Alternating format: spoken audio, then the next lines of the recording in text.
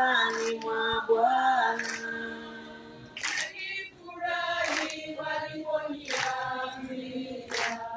Penzi msikilizaji wa Tumaini Jipya Duniani, karibu kwenye ibada maalum ya kujikabidhi kwa Mungu. Tunapoanza ibada, pamoja nasi karibu sana.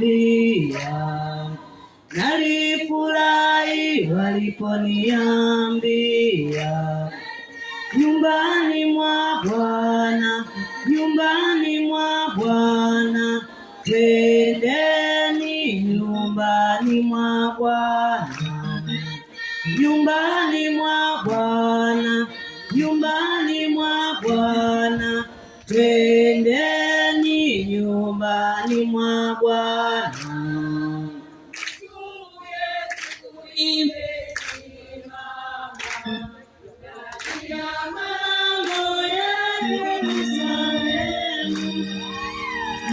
Nalifurahi waliponiambia, nalifurahi waliponiambia nyumbani mwa Bwana, nyumbani mwa Bwana, twendeni nyumbani mwa Bwana, nyumbani mwa Bwana, nyumbani mwa Bwana, twendeni nyumbani mwa Bwana.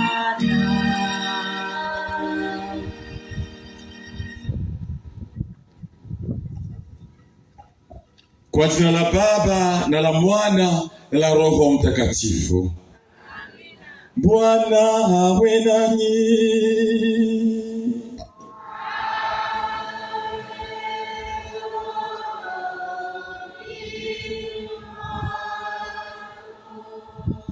Beloved in Jesus Christ, you are welcome to this celebration. Wapendwa katika Kristo, na wakaribisha sana katika adhimisho hili. The Lord has invited us to meet us in a special way this evening. Bwana ametualika kukutana naye kwa namna ya pekee kabisa jioni hii. He will touch you in a special way. Atakugusa kwa namna ya pekee kabisa. Because it is a time of sacrifice. Kwa sababu ni muda wa sadaka. The Lord will restore you and he will listen to your voice. Bwana atakurejesha na ataisikiliza sauti yako. I want to invite every one of us. Nataka kumwalika kila mmoja wetu to open up to the Lord who has invited us here. Kujifunua kwa Bwana ambaye ametualika hapa. So that his power and presence may be manifested in our lives. Ili nguvu zake na uwepo wake ujidhihirishe kwenye maisha yetu. The Lord wants to touch you. Bwana anataka kutugusa. It is a sacrifice that we are going to do here today. Ni sadaka ambayo tunaenda kuifanya hapa leo. And I am inviting you also to get into this sacrifice. Na ninakualika na wewe uwe mojawapo katika hii sadaka. So that it may benefit you. Ili ikunufaishe. The purpose of God is to get into alliance with every one of us. Kusudi la Bwana ni kwamba awepo kwenye makubaliano na kila mmoja kati yetu hapa. But before getting in that alliance, lakini kabla ya kuingia na yale makubaliano, we need to ask him for forgiveness and call for his grace and mercy. Tunahitaji kuomba toba na kuomba neema ili tuweze kushiriki vizuri misa. Ndugu zangu, tukiri dhambi zetu ili tupate kustahilishwa kuadhimisha mafumbo matakatifu.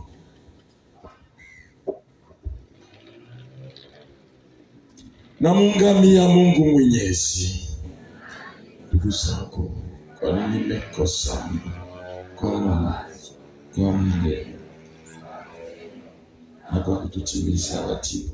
Nimekosa mimi sana. Ndiyo maana kuomba Maria mwenye heri, Bikira daima, malaika na watakatifu wote, nani ndugu zangu, niombeni kwa Bwana Mungu wetu. Mungu Mwenyezi atuhurumie, atusamehe dhambi zetu, atufikishe kwenye uzima wa milele.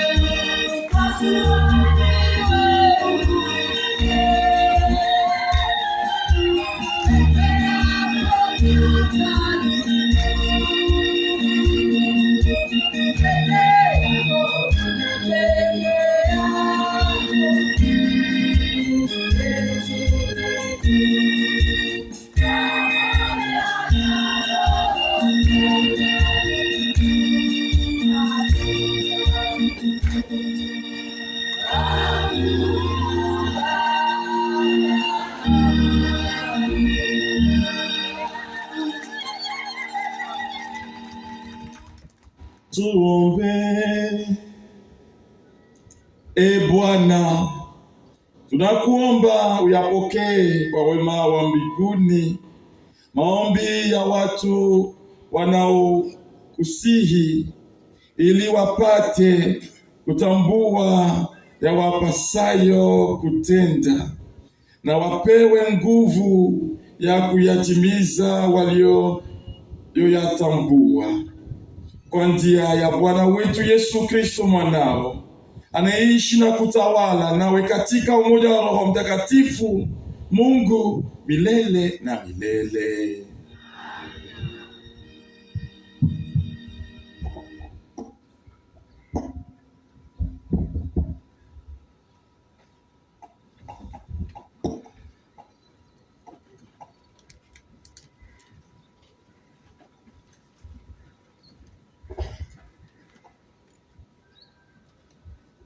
Somo katika kitabu cha kwanza cha Samueli sura ya 8 aya ya 4 hadi ya 7 na aya ya 10 hadi ya 22. Wazee wote wa Israeli walikutana pamoja, wakamwendea Samueli huko Rama, wakamwambia, angalia, wewe umekuwa mzee na wanao hawaendi katika njia zako. Basi tufanyie mfalme atuamue mfano wa mataifa yote. Lakini neno hilo likawa baya machoni pa Samueli waliposema, tupe mfalme atuamue. Naye Samueli akamwomba Bwana. Bwana akamwambia Samueli, isikilize sauti ya watu hawa katika kila neno watakalo kuambia, kwa maana hawakukataa wewe, bali wamenikataa mimi, ili nisiwe mfalme juu yao. Samueli akawaambia wale watu waliotaka mfalme maneno yote ya Bwana, akasema, mfalme atakayewamiliki ninyi atakuwa na desturi hii: atatwaa wana wenu na kuwaweka kwake kwa magari yake na kuwa wapanda farasi wake, nao watapiga mbio mbele ya magari yake, naye atawaweka kwake kuwa maakida juu ya 1000 na maakida juu ya 50, na wengine atawaweka walime shamba lake na kuvuna mavuno yake na kufanyiza zana zake za vita na vyombo vya magari yake, na binti zenu atawatoa kuwa wafanyaji wa marhamu na wapishi na waokaji. Atatoa makonde yenu na mashamba yenu ya mizabibu na ya mizeituni, yale yaliyo mazuri sana, ili awape watumishi wake. Naye atawatoza ushuru wa mbegu zenu na wa mizabibu yenu, awape maakida wake na watumishi wake. Atatwaa watumishi wenu na wajakazi wenu na ng'ombe zenu walio wazuri sana na punda zenu, naye atawatia katika kazi zake mwenyewe. Atawatoza fungu la 10 la makundi yenu, nanyi mtakuwa watumwa wake, nanyi mtalia siku ile kwa sababu ya mfalme wenu mliyejichagulia. Bwana asiwajibu siku ile. Walakini hao watu wakakataa kuisikiliza sauti ya Samueli, wakasema, sivyo hivyo, lakini tunataka kuwa na mfalme juu yetu, ili sisi nasi tufanane na mataifa yote, tena ili mfalme wetu atuamue, tena atoke mbele yetu na kutupigia vita vyetu. Samueli akayasikia maneno yote ya watu, akayanena masikioni mwa Bwana. Bwana akamwambia Samueli, isikilize sauti yao, ukawafanyie mfalme. Hilo ndilo neno la Bwana. Wimbo wa katikati. Fadhili zako e Bwana nitaziimba milele. Kitikio: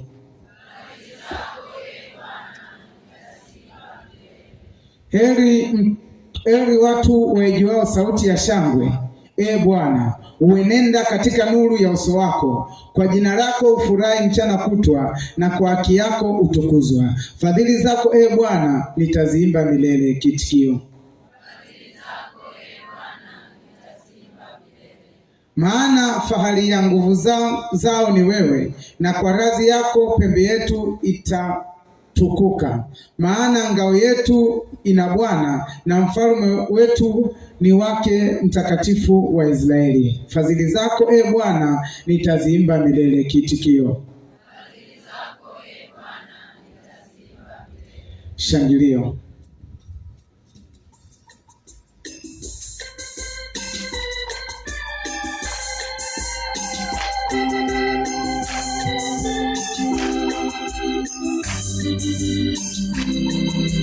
Haleluya, haleluya, haleluya, haleluya, haleluya, haleluya, haleluya, haleluya, haleluya. Haleluya, haleluya. Nabii mkuu ametokea kwetu na Mungu amewaangalia watu wake. Haleluya.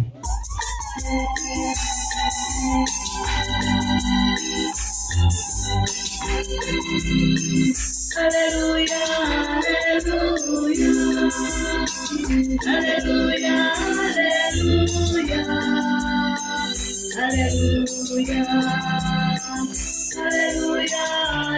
haleluya, haleluya, haleluya, haleluya.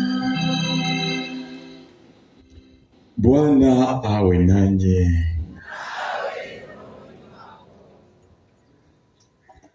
Somo katika Injili ilivyoandikwa na Marko.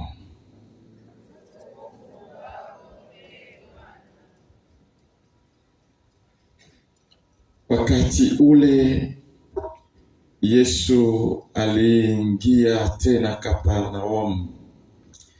Ikasikiwa ya kwamba Yesu alikuwa nyumbani. Wakakusanyika watu wengi, isibaki nafasi hata mlangoni. Akawa akisema nao neno lake. Wakaja watu wakimletea mtu mwenye kupoza, anachukuliwa na watu 4. Na walipokuwa hawawezi kumkaribia kwa sababu ya makutano, walitoboa dari pale alipokuwapo, na wakiisha kuivunja wakaliteremsha godoro alilolilalia yule mwenye kupooza.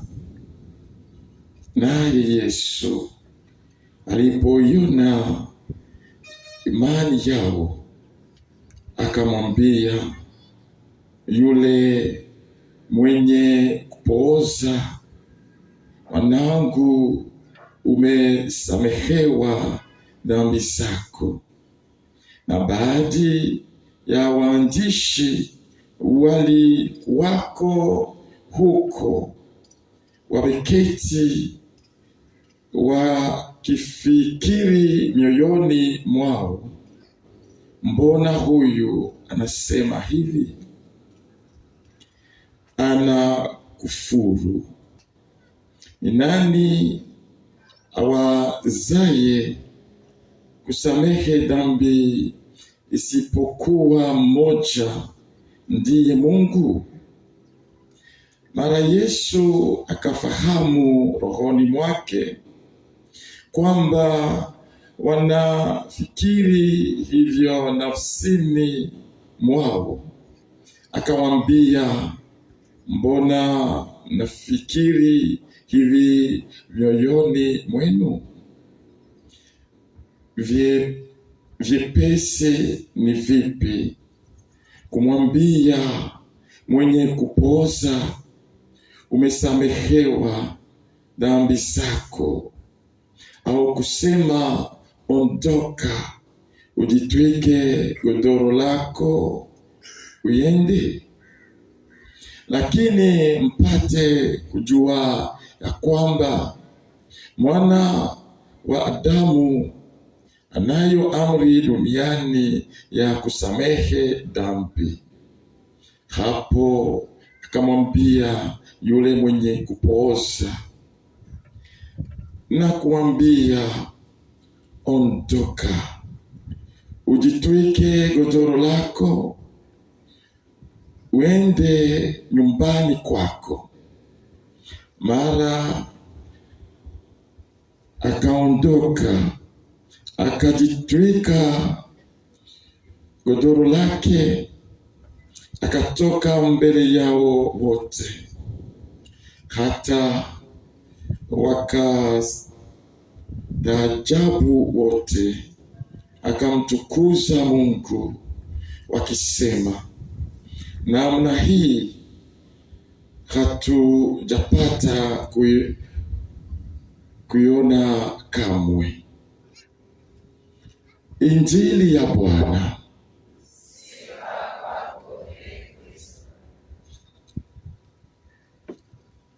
Tumsifu Yesu Kristo. Tell me, Ijumaa, it is Friday, isn't it? Ijumaa. It is Ijumaa. It is Friday. Yeah, it is, but okay, it is not a Friday. It is Saturday, but Saturday is called Jumamosi. Okay. Yes. So today it is Jumamosi. Tuko pamoja. You see, because I don't understand well Kiswahili, Kwa sababu sijui vizuri Kiswahili. if not, when they were reading the first reading, I will say, no, Abana, it's not the one. Vinginevyo ningeweza kusema hili somo hapana, sio lenyewe. It is when I started reading the gospel. Ni vile ambavyo ni baada ya kuanza kusoma Injili that I discovered that it is the reading of yesterday. ndipo nilipogundua kwamba ni somo lilikuwa la jana, because I kept some words from the reading of yesterday. kwa sababu nilipata baadhi ya maneno kutoka jana. In that reading we have godoro, we have Katika somo la jana kulikuwa na godoro, and we have like 4 questions. Na kulikuwa na maswali kama 4 hivi. So when I started reading it, I discovered that it is what I read yesterday. Kwa hiyo nilipoanza kusoma ndo nikagundua kwamba ni somo ambalo nilisoma jana. Tumsifu Yesu Kristo. But I let it go because it is talking to each and every one of us. Lakini niruhusu tu iendelee kwa sababu nilijua kuna ujumbe kwa mtu fulani hapa. In the gospel of today, beloved, Kwenye Injili ya leo wapendwa, I'm talking about Jumamosi. Ninazungumza kuhusu Jumamosi sasa. The gospel of Jumamosi is talking about when Jesus Christ chose Matthew. Injili ya Jumamosi inazungumza pale Yesu alipomchagua Mathayo. And the first reading is talking about how the Lord chose Saul. Na somo la kwanza lilikuwa linazungumza namna Bwana alivyomchagua Sauli kuwa mfalme. But the gospel that I have just read is talking about these people who brought a paralytic to Jesus Christ to be healed. Lakini katika Injili iliyosoma leo inamzungumzia mtu aliyeletwa na watu 4 aliyekuwa amepooza ili kuja kuponywa na Yesu. And then Jesus Christ said, your sins are forgiven. Alafu Yesu akasema dhambi zako zimesamehewa. And people are there saying, is he God to forgive the sins? Alafu watu waliokuwepo pale akasema, je, yeye ni Mungu mpaka akasamehe dhambi? You know, Jesus Christ, when he heard it, he started telling them this. Unajua Yesu aliposikia haya akaanza kuambia hivi, what is that difficult to do between forgiving a sin or telling someone who cannot walk arise and walk? Je, ni kipi ambacho ni kigumu kati ya kusamehe dhambi au kumwambia aliyepooza ainuke? You know, forgiving sins, it is a godly activity that he saw in every human being. Unajua, kusamehe ni kazi ya kimungu ambayo aliipanda ndani ya kila mtu. We have received it in the ministry, in the priestly ministry. Sisi maana yake wao wamepokea hizi neema katika zawadi yao ya sakramenti ya upadre. Yesterday during our prayer, we prayed and asked to forgive those who offended us. Jana kwenye maombi tuliomba Mungu atusaidie kuwasamehe watu waliotuumiza. God saw in us that desire which can heal our whole body and soul through forgiveness. Bwana alipanda hiyo kiu ndani ya kila mmoja ili kuweza kutuponya kwenye mwili na kwenye nafsi pia. But if someone comes here and the person cannot walk, lakini kama mtu anakuja hapa na hawezi kutembea, you can have the desire to give him walk, but you can't. Unaweza ukawa na nia ya kumfanya ainuke, lakini huwezi. It is a matter of grace. Ni jambo linalohusiana na neema. That is when the Lord said that so that you may know that a man of God has received power from heavens. Ndio Yesu akawa anasema kwamba mnahitaji kujua kwamba mwana wa Daudi amepokea nguvu kutoka mbinguni. He told that man, arise and walk. Akamwambia yule mtu, inuka na utembee. And it was so. Na ikawa hivyo. Tumsifu Yesu Kristo. That is the power that is in Jesus Christ our Lord. Hiyo ndiyo nguvu ya Yesu Kristo Bwana wetu. He can tell someone who is sick, arise and walk. Anaweza kumwambia mtu ambaye ni mgonjwa, simama na utembee. And when we follow him, he says in Mark chapter 16 that the signs will follow us. Na pale tunapomfuata anasema katika Marko sura ya 16, ishara zitaambatana na sisi. Signs should follow you because you have decided to get into alliance with Christ. Ishara zitakufuata kwa sababu umekubali kuingia makubaliano na Yesu Kristo. Tell your neighbor, signs should follow you. Mwambie jirani yako, ishara zinatakiwa zikufuate. Tumsifu Yesu Kristo. I want to ask you something. It is like when you are praying, and it is not mass, you are different when there is mass. Nataka nikuulize, unajua unaposali kuna tofauti unapoomba na pale ambapo uko kwenye misa. Because if it was not mass, you should be telling me amen, amen, amen. Ingekuwa sio misa hapa ungekuwa unasema amina, amina, amina. But now I am telling you that signs will follow you and you are looking at me. Sasa nakwambia ishara zitaambatana na wewe halafu unanitazama tu. Yes. Tumsifu Yesu Kristo. Amen. The Lord says those who believe in me, signs will follow them. Yesu anasema wale wanaoniamini ishara zitawafuata. Yes. Now I am seeing Catholic Christians. Ndio sasa nimeona Wakristo wa Katoliki.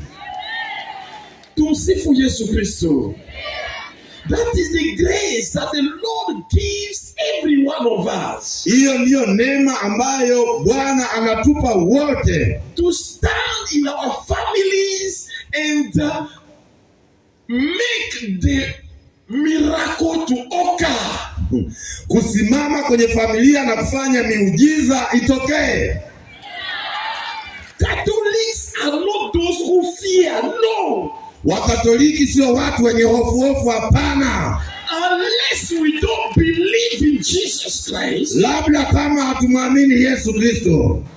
Because when we come here, beloved, Kwa sababu pale tunapokuja hapa wapendwa sana, and it is the celebration of the Holy Eucharist, na kuna adhimisho la misa, we have come for alliance. tumekuja kwa ajili ya maagano. And because it is an alliance, Na kwa sababu ni maagano, during the Eucharist, we do what we call sadaka. wakati wa adhimisho la Ekaristi unafanya kitu ambacho kinaitwa sadaka. So when you sacrifice during the Eucharist, you get into the alliance. Kwa hiyo pale unapojitoa sadaka, unaingia kwenye agano. A man called Cantalamessa, Kuna mtu anaitwa Katalamesa, Raniero Cantalamessa, anaitwa Raniero Katalamesa, who is the preacher of the Pope, ambaye ni mhubiri wa Papa. wrote a book about the Holy Eucharist. Aliandika kitabu kuhusu Ekaristi Takatifu. But 3 years ago, Lakini miaka mitatu iliyopita, when he was giving the retreat of Lent, wakati alipokuwa anatoa mafungo ya Kwaresma, he was talking about the sacrifice of Christ alikuwa anazungumzia kuhusu sadaka ya Yesu Kristo and the sacrifice of the priests na sadaka ya mapadre and the sacrifice of every human being na sadaka ya kila mwanadamu, without sacrificing ourselves.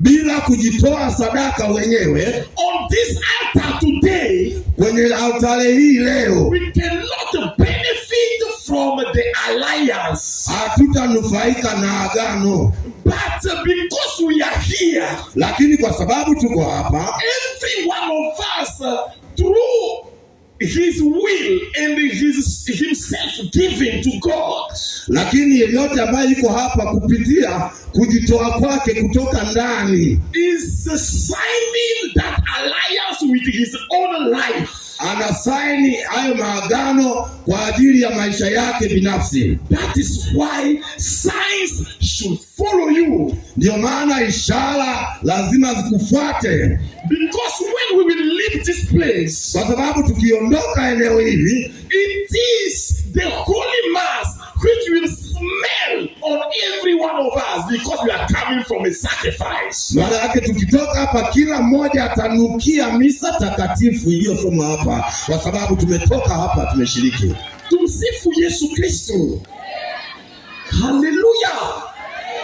The Lord that He gave himself like a sacrifice for us, Bwana ambayo anajitoa sadaka mwenyewe kwa ajili yetu, is what we have come here to celebrate today. yeye ndiye tumekuja hapa kumwadhimisha leo. And in the readings that we have not read today, Na kwenye masomo ambalo hatujasoma leo, they are talking about Matthew, who was chosen, inazungumzia kuhusu Mathayo ambaye alikuwa ameteuliwa, who is a sinner, ambaye ni mdhambi, a thief, mwizi, but the Lord chose him. lakini Bwana akamchagua huyo.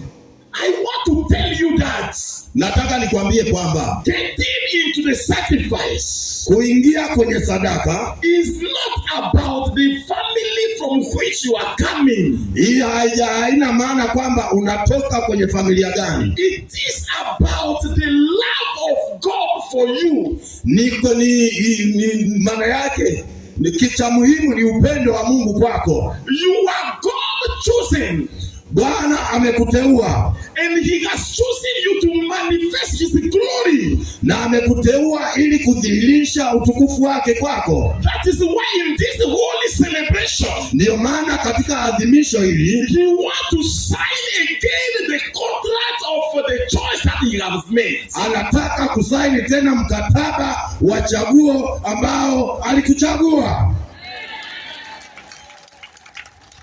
During the sacrifice, I will raise the body and the blood. Wakati wa adhimisho nitainua mkate na divai. It is not only the blood of Christ, it is also my blood, it is also your blood. Sio damu ya Yesu tu, ni damu ya kwake pale na damu ya kwetu sisi wote hapa.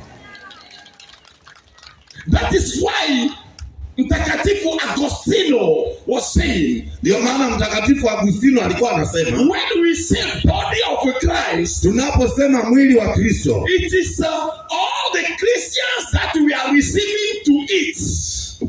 kwamba wote wa Kristo wote tunaopokea kula. Hallelujah. Because all of them have sacrificed their lives. Kwa sababu wote pale tumekuwa tumejitoa maisha yetu. Today, leo, when you will come for this sacrifice and to receive the food of life, utakapokuja hapa kukomunika na kula chakula cha uzima, connect yourself to the living God, to Jesus Christ. Jiunganishe mwenyewe kwa Mungu aliye hai, kwa Yesu Kristo. A miracle should happen in your life. Na miujiza itatokea kwenye maisha yako. Hallelujah. Tumsifu Yesu Kristo. I thank God for the grace of these days. Namshukuru Mungu kwa neema ya siku ya leo. And for the mass that he has given us as a grace today. Na kwa ajili ya misa ambayo anatupatia kwa ajili kama neema ya leo. I want us to invite you not to be distracted by anything during this mass. Ninaomba nikualike usichanganye wala kisikuinue kitu chochote, tulia. Because there are things that the Lord wants to show you. Kwa sababu Bwana kuna vitu ambavyo anataka kuonyeshe. That is what is in the church. Hicho ndicho kilichopo kwenye kanisa. But in the first reading of today, lakini kwenye somo la kwanza la leo, what I have read in my room and meditated, ambalo nimesoma chumbani kwangu na nikalitafakari, it is the call of Saul. Ni kuhusu wito wa Sauli. Tumsifu Yesu Kristo. One day, siku moja, one of the lamb of Kish. The man's name is Kish. He lost his lamb. Donkey. A donkey, sorry. Siku moja Kishi, familia ya Kishi kapoteza punda. So he sent his son to look for it. Akampeleka mwanae kwenda kuwatafuta. It is a disaster. Ilikuwa ni kama maafa. We should ask ourselves, why did my donkey will get lost? Kwa nini punda wangu wapotee? Tumsifu Yesu Kristo. Most of the time, if it is me or you, we will start complaining. Mara nyingi sana ingekuwa ni mimi au wewe, tungeanza kulalamika. And then he sent his son to go and look for the donkey. Alafu akawatuma watoto wake kwenda kuwatafuta punda. They were going. Walikuwa wanaenda up to when they met Samuel. Mpaka walipokuja kukutana na Samueli. And when Samuel saw that boy, na Samuel alipomwona yule kijana, the Lord told him, this is the king of Israel. Bwana akamwambia huyu ni mfalme wa Israeli. I want just to tell you that. Nataka nikwambie kwamba when St. Paul says that everything is for the good of those who love God. Mtume Paulo anaposema kwamba kila kitu ni chema kwa ajili ya wale wanaompenda Mungu, it is true. Ni kweli. No matter where you are passing up to now. Haijalishi unapitia wapi mpaka leo hii. The glory of God is just ahead. Utukufu wa Mungu uko mbele yako.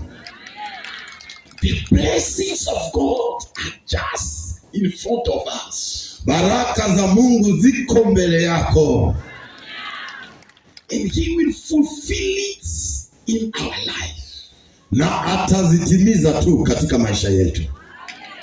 The loss a donkey, punda waliopotea, and they become a king of Israel. Aliyepoteza punda anakuja kuwa mfalme wa Israeli. What have you lost? Umepoteza nini? The Lord is telling you that. Bwana anakuambia kwamba by sacrificing your life to him, kwa kujitoa kwako sadaka kwake, you will get the kingship. Utapata ufalme. Tell your neighbor, don't worry, the time of sacrifice has come. Mwambie jirani yako, usipate shida, muda wa kujitoa sadaka umefika. Amen.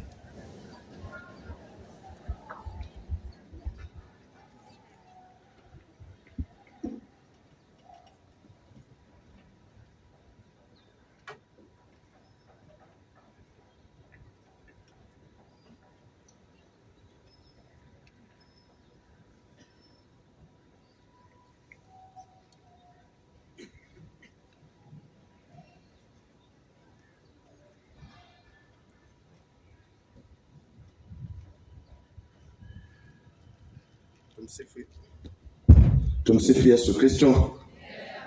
Basi wakati tunakuja kwenye hayo maboksi, tutatoa sadaka za kawaida, lakini wale ambao tulikuwepo jana tuligawiwa bahasha maalum. Kwa hiyo baba anapozungumza kwamba kujitoa sadaka ili kujiunganisha na sadaka ya Yesu, tunaamini kwamba zile bahasha zimeandaliwa, tulijiandaa, tumeweka kitu, alafu kiunganisha na matoleo ya leo, weka tu kwenye boksi hapo, alafu mambo yatakuwa sawa. Labda niombe tu kama kuna watu ambao hawakuwepo jana watahitaji bahasha. Sisi tufanye hivyo. Kiongozi, tufanye hivyo? Yeah. Naomba wahudumu kama kuna bahasha haraka haraka kidogo.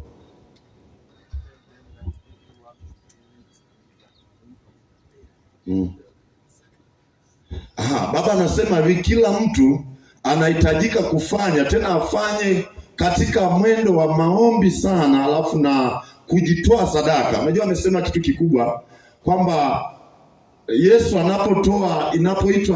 anapotoa damu yake, kumbe na baba padre anatakiwa atoe damu yake na mimi damu yangu. Si tulisikia? Leo ametuambia kitu kikubwa kwamba sadaka ya Yesu naweza kukutanishwa na sadaka ya kwetu. Kwa hiyo nyosha mkono hapo ulipo kama ukuwa na bahasha. Maana yake ni kwamba unaweka hela, zungumza kitu moyo wako, unasali, unaomba kujiunganisha na Yesu kikamilifu.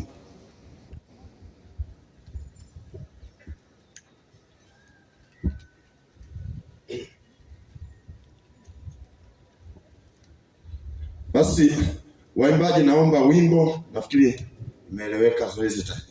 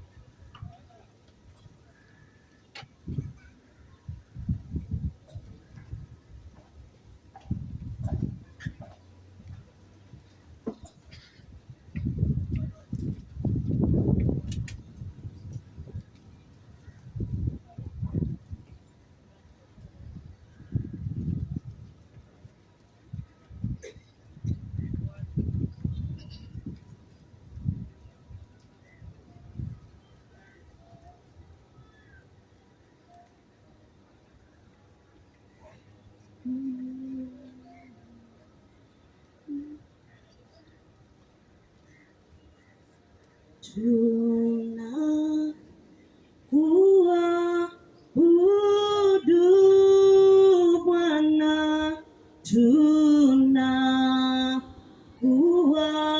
tunakuabudu,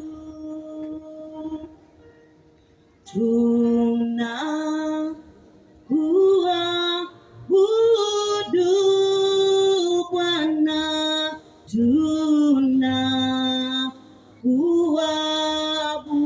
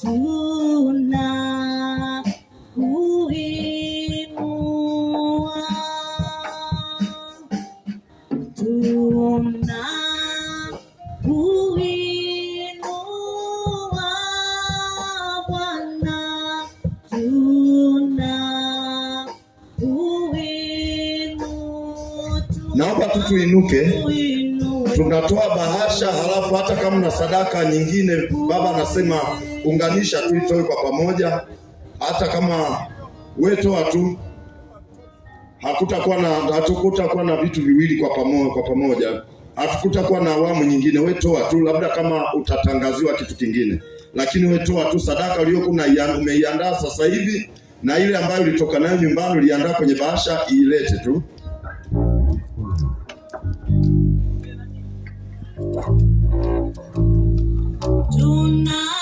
Tunakuabudu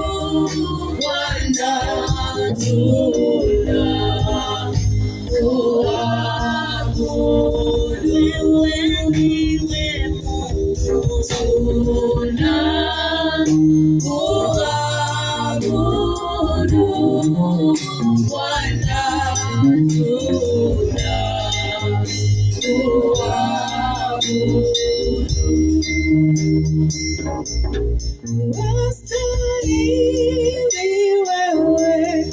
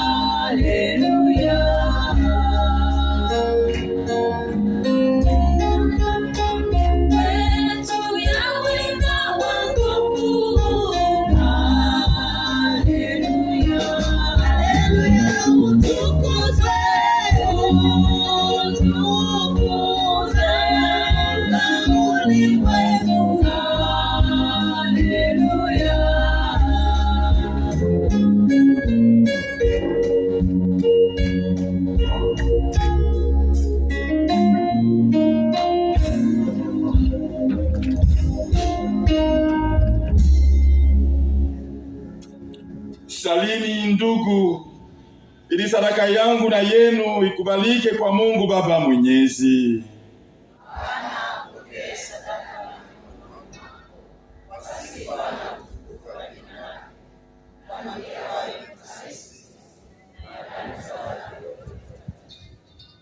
E Bwana, tunaomba dhabihu yetu sisi taifa lako ikupendeze. Ituletee utakatifu, itupatie na hayo tuombayo kwa uchaji. Kwa njia ya Kristo Bwana wetu. Bwana wawe nanyi.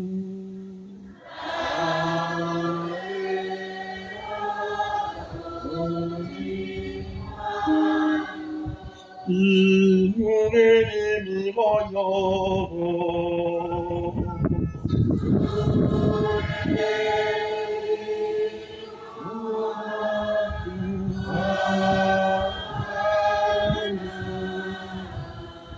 Tumshukuru Bwana Mungu wetu.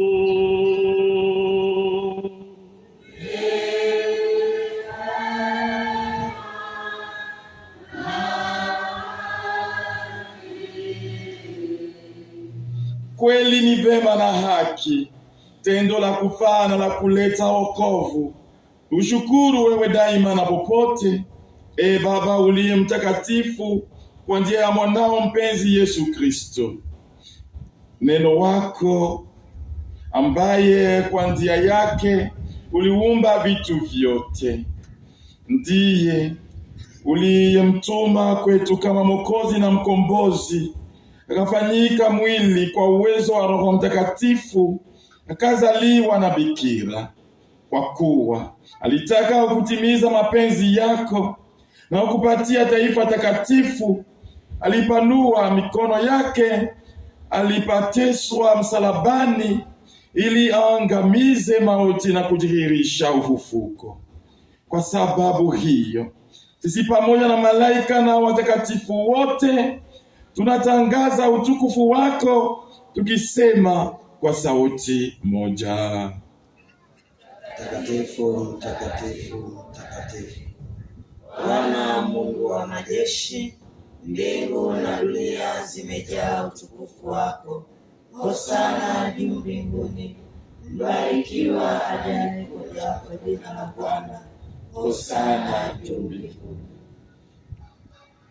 E Bwana, kweli mtakatifu na chemchemi ya watakatifu wote,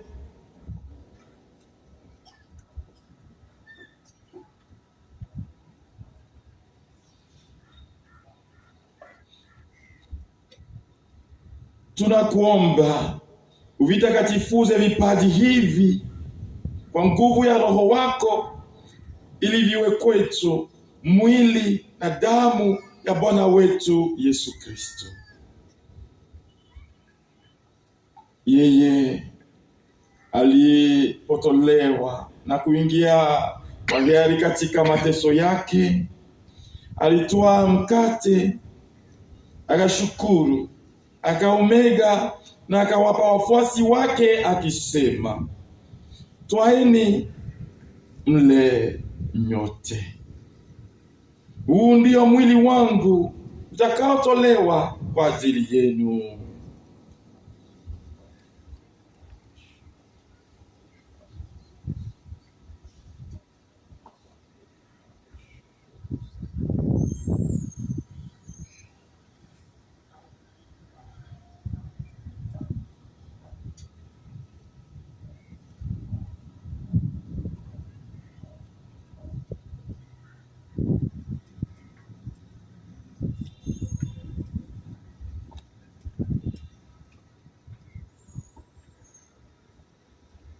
Vivyo hivyo baada ya kula, akitwaa kikombe na kushukuru tena, aliwapa wafuasi wake akisema, twaeni mnywe nyote. Hiki ndicho kikombe cha damu yangu, damu ya agano jipya na la milele, itakayomwagika kwa ajili yenu na kwa ajili ya wengi kwa maondoleo ya dhambi. Fanyeni hivi kwa ukumbusho wangu.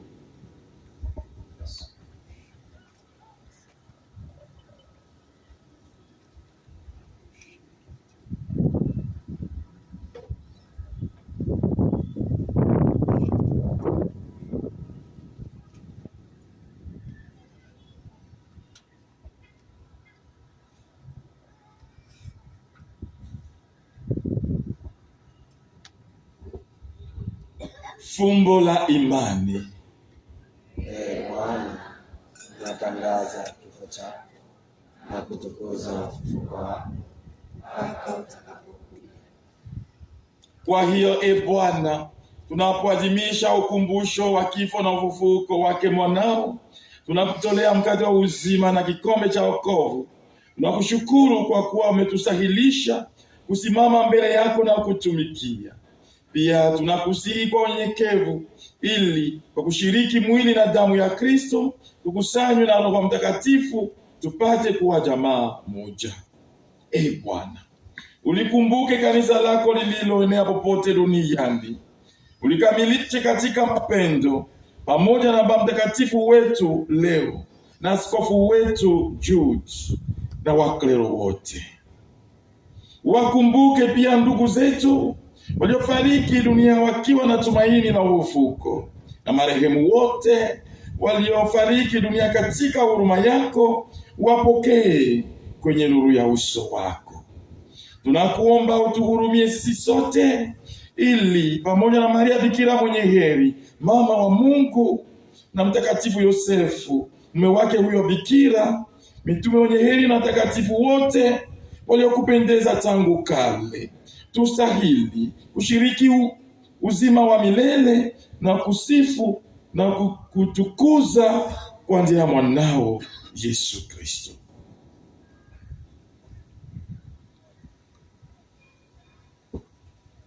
Kwa njia yake na pamoja naye na ndani yake. Wewe Mungu Baba Mwenyezi, katika umoja wa Roho Mtakatifu, unapata heshima yote na utukufu milele na milele. Amen.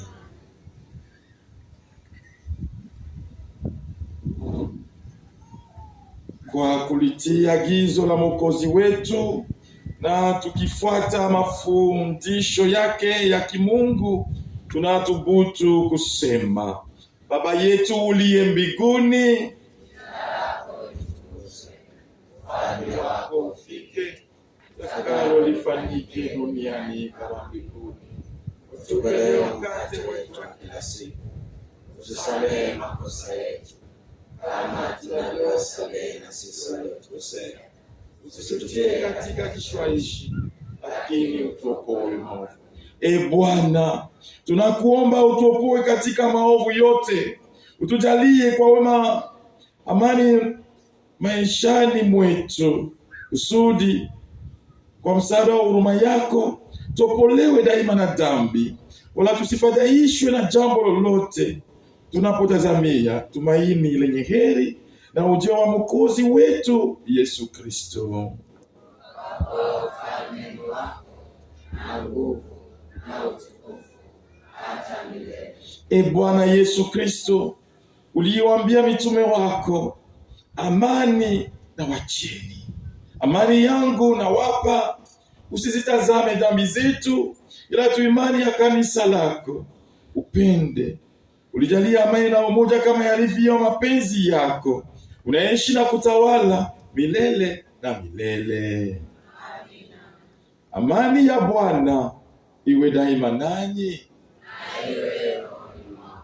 Mpeane amani.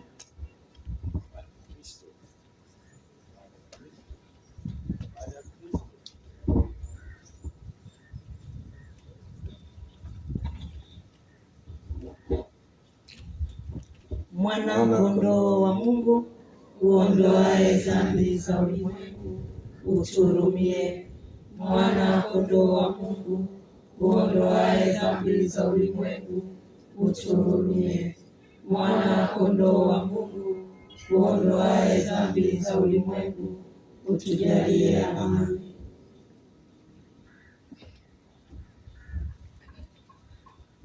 Tazama mwana kondoo wa Mungu, tazama ondoaye dhambi za ulimwengu. Heri yao walioalikwa kwenye karamu ya mwana kondoo.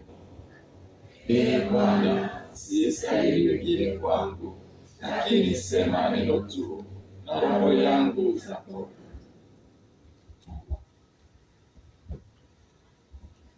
When you will be coming to receive the Holy Communion today, Wakati utakapokuwa unakuja kukomunika leo, make sure you talk to God from your heart.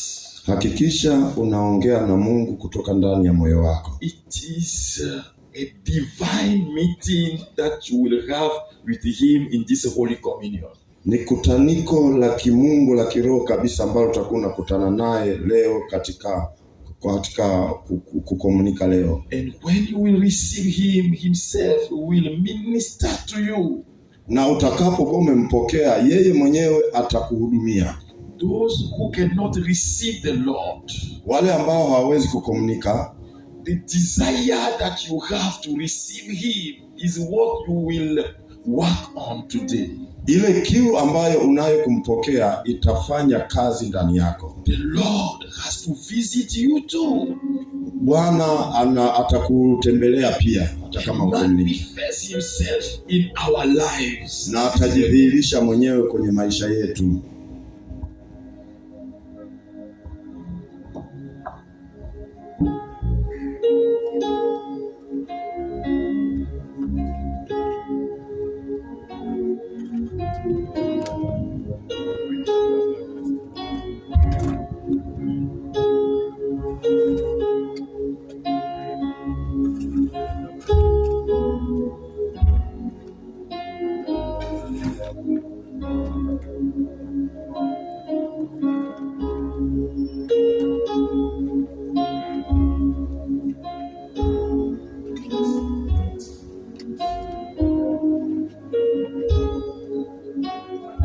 washangazi na wale wasipokee watakuja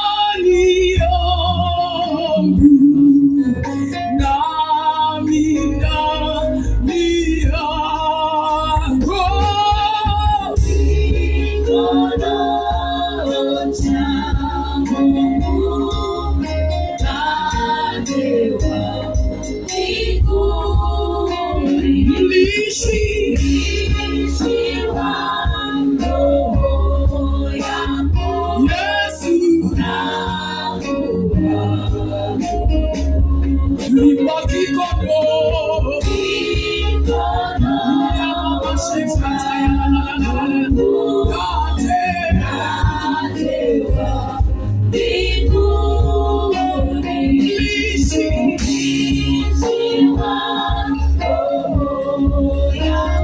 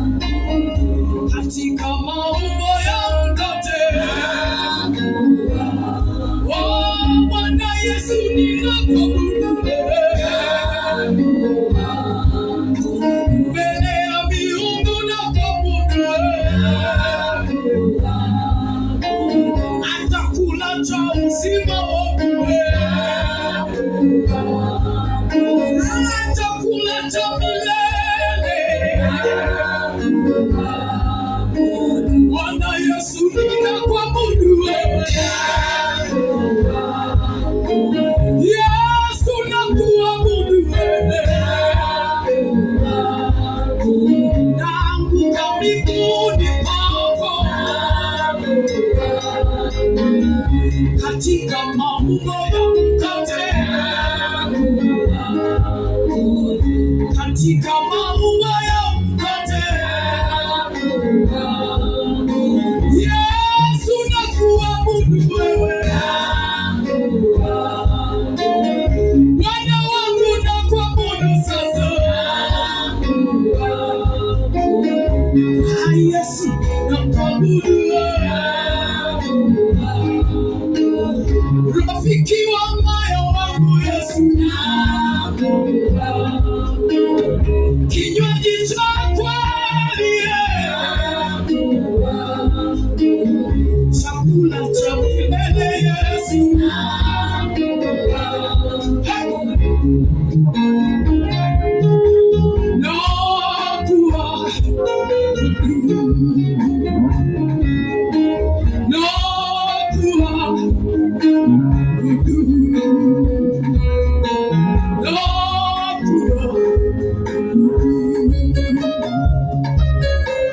Wazee wetu walikula wakafa, hakula wewe Yesu hata kufa kamwe.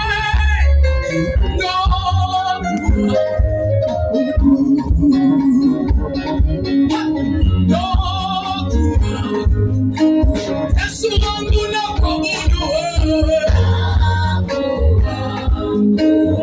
Bwana Yesu nakuabudu sasa.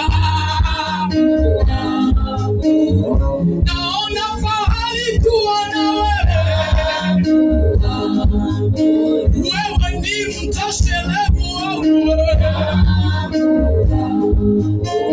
Bwana Yesu ninakuabudu.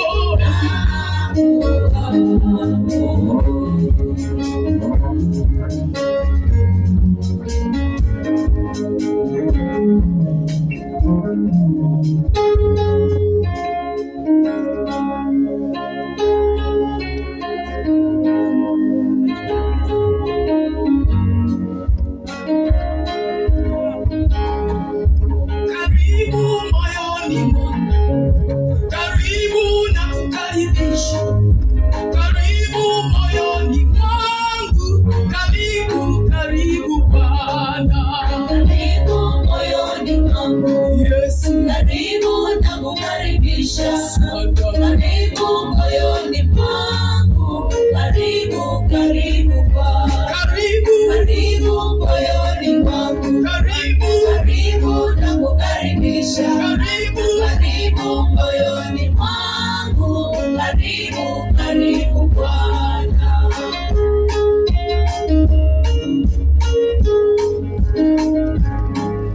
karibu moyoni mwangu, karibu na kukaribisha. Karibu moyoni mwangu, karibu, karibu Bwana. Karibu moyoni mwangu, Yesu, karibu na kukaribisha. Karibu moyoni mwangu, karibu, karibu Bwana. karibu Karibu moyoni mwangu, karibu karibu na kukaribisha. karibu Karibu moyoni mwangu, karibu, karibu Bwana.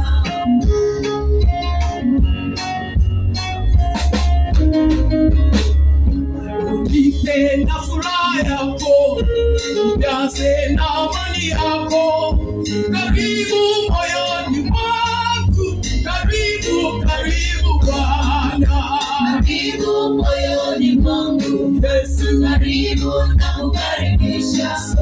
Karibu moyoni mwangu, karibu, karibu Bwana. karibu Karibu moyoni mwangu, karibu karibu na kukaribisha. karibu Karibu moyoni mwangu, karibu, karibu Bwana.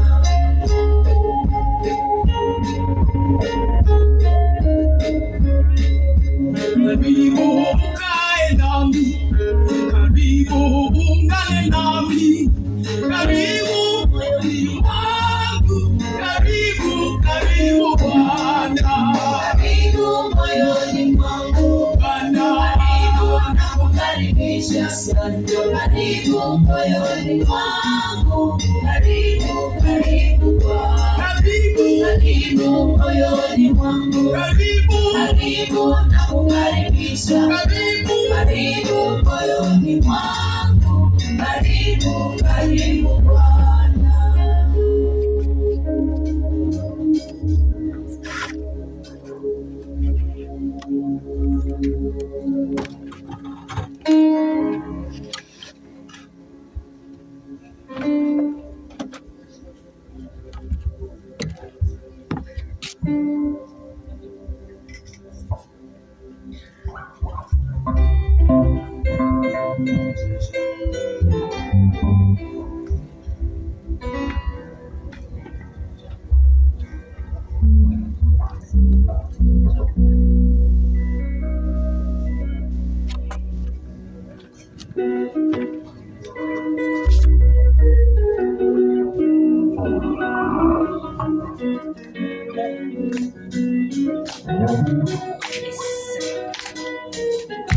Tusimame basi tuweze kumshukuru Mungu. Makofi ya juu. Kina mama vigelegele, vigelegele, vigelegele.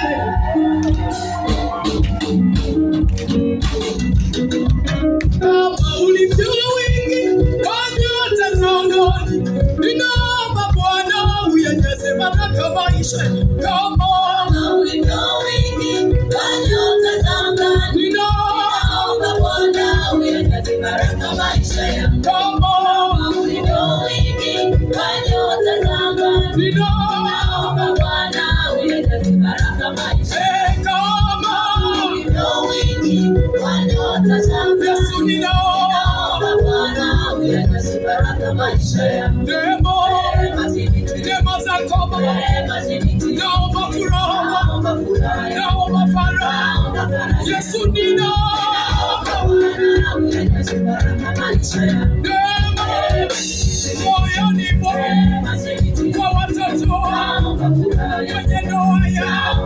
Yesu ninaomba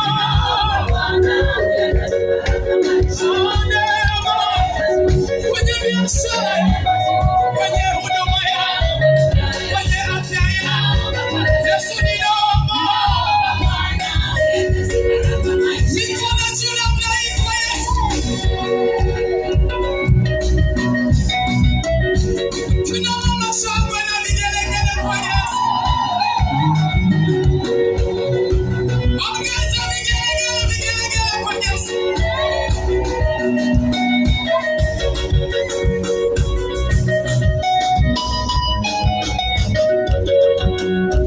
Ile baraka uliyonijalia Baba yetu mtumishi wako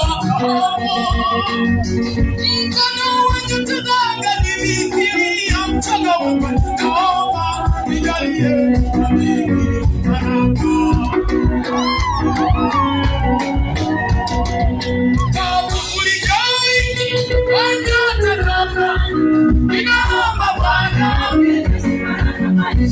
kama Ulivyo wingi wa nyota za angani, ninaomba Bwana uyajaze baraka maisha yangu. Yesu ninaomba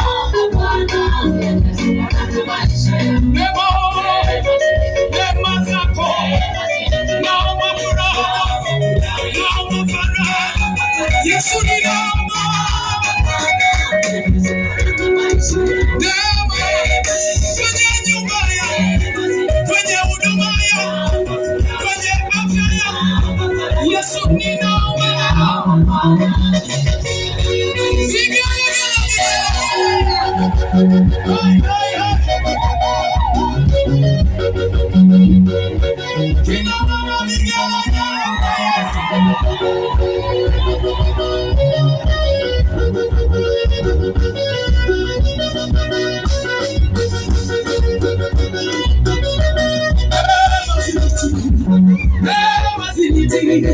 no furaha yako, naomba faraja yako, ninaomba Bwana uyajaze baraka maisha yangu, neema zako, naomba furaha, naomba faraja, Yesu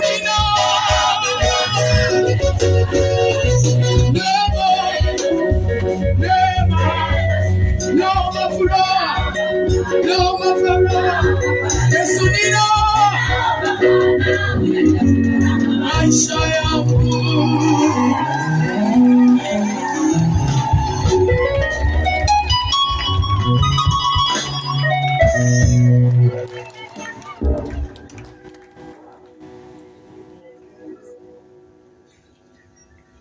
Tuombe. Mungu Mwenyezi, tunakuomba kwa unyenyekevu wafanye hao anaowalisha kwa sakramenti zako watu wakutumikie pia kwa mwenendo unaokupendeza kwa njia ya Kristo Bwana wetu. Tusifu Yesu Kristo. It is already 6 p.m. Tayari ni saa 12 jioni. I want us to have like 5 minutes of prayer. Nataka tuwe kama dakika 5 hivi za maombi. We have already received Jesus Christ, isn't it? Tayari tumempokea Yesu Kristo, si ndivyo? It means he is manifesting his power in our lives. Inamaanisha kwamba anaanza kudhihirisha nguvu zake kwenye maisha yetu. I want to invite you, you can put your hand on your heart. Unaweza kaweka mkono wako kwenye moyo wako. And you will talk to the Lord that you have received now in your heart. Unaweza kaongea naye kwa namna ambavyo umempokea moyoni mwako. All those who are facing evil manifestations, wale ambao wanakutana na changamoto za kipepo za nguvu za giza, to the Eucharist that you have just received, kupitia Ekaristi ambayo umeipokea, you are receiving healing, unapokea uponyaji and deliverance, na kufunguliwa. Rabakatarabu shekete rebashante rabaloko rabasakatara bababa rabashekete rebadoria rabona yakabo shekete zabra yakaboloria rebo shekatala rabadoria rebakata rabo sheke ribasoka bayarabo shekete rekobo shekete rabababa